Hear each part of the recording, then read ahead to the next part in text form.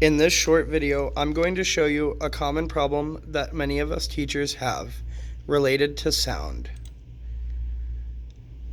As you can see, I'm playing my video here, but the sound is coming from my small speakers here.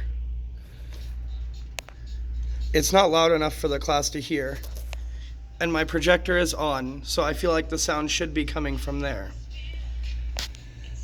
Here's what we're going to do to fix it really quickly. We're going to go down here to the speaker symbol.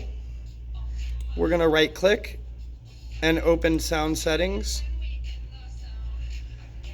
Where it says choose your output, we're going to click there and click high definition audio device.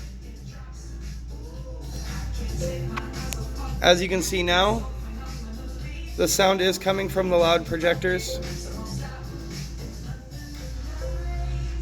And that's all you got to do.